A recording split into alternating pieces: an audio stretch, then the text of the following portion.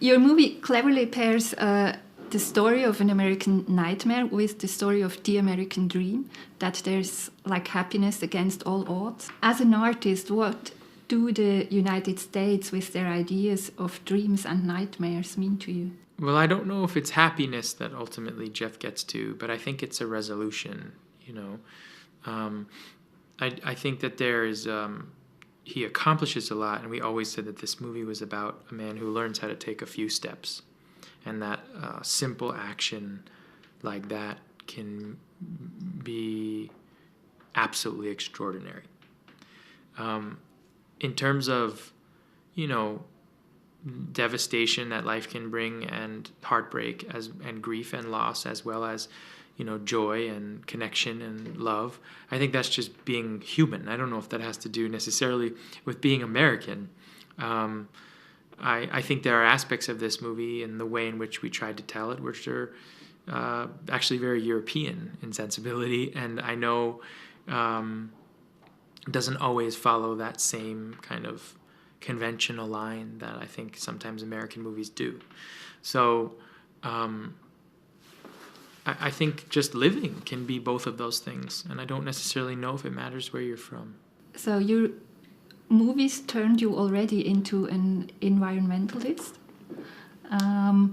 into an icon of the gay community. Now with Stronger, you'll be the role model for many American survivors, be it of wars or of other violent attacks. Do you sometimes scare yourself with all your social responsibility? Or is this a decision you're making? I think storytelling is a social responsibility. I think that it is political in nature. I think whether you're addressing something head-on, overtly political, and trying to say that with a movie, or whether you're not, it's still political. When you're trying to avoid, I think it is. And I think anywhere in between.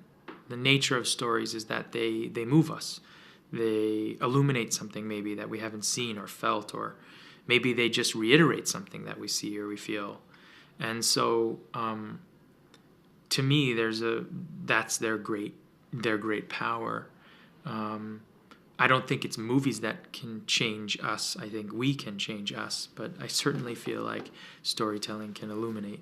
I've seen about 10 of your movies. I thought that was a lot, but it's nothing in comparison to the 40. Does it feel like a lot?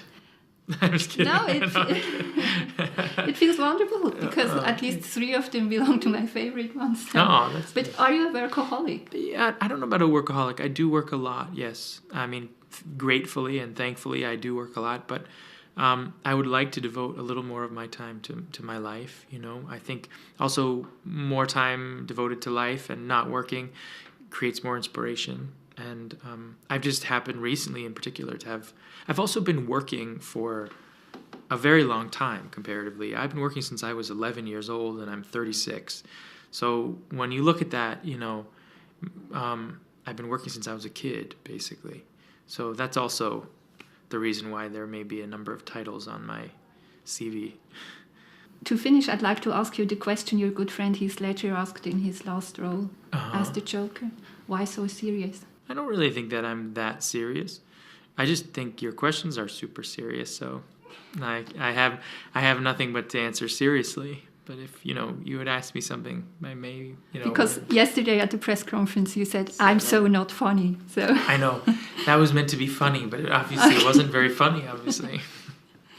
Okay, so... Okay. Thank you so much.